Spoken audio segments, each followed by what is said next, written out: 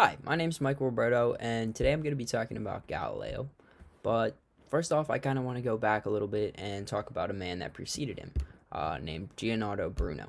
And this, around 1600s, he was sentenced by the Roman Inquisition to heresy for spreading his scientific beliefs. These same scientific beliefs that Galileo in a few years will come to agree with. But this man kind of was aggressive about spreading his opinion, and eventually he was sentenced to prison where he was tortured daily in prison and eventually burned at the stake. Galileo's trial, however, with the same Roman Inquisition that previously sentenced Bruno, Galileo kind of stood up for himself and he made some snarky remarks, which I kind of think is super cool because even in the face of public scrutiny and certain death, he went with his own ideas and his own opinions, and he believed in himself. It shows that, sometimes these people that are remembered and revered are remembered for a reason.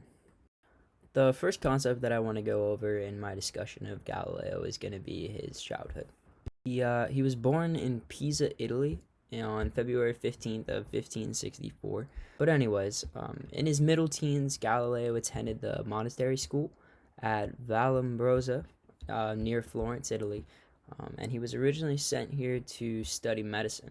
And in 1589, he was appointed to chairman of the mathematics department of the university, and for the next couple of years until 1610, he actually stayed there and studied just arithmetic and actually produced some of his own laws that some are even still recognized today, like the law of acceleration, which pretty much just states that all objects in free fall in Earth's gravity have an acceleration of 9.8 meters per second squared, which I feel like most of us have used like the 9.8 part somewhere on like a test or quiz throughout some math test, because I feel like I've seen it multiple times throughout my life. It's not necessarily that Galileo was the inventor of the telescope, rather he was able to refine it.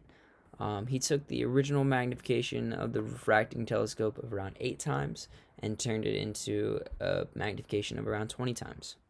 However, his biggest drawback was that he wasn't able to expand his field of view.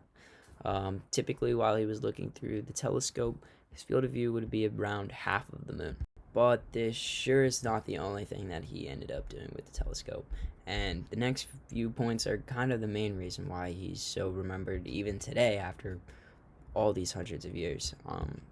The first off, he discovered that the moon is not a perfect sphere. Everybody thought it was kind of like a perfect circle ball that was like untouched and unscathed. But through his telescope use, he was able to find that it was not a perfect sphere. It had topographical features such as craters, mountains. He was even the astronomer who discovered that Jupiter has its own set of moons.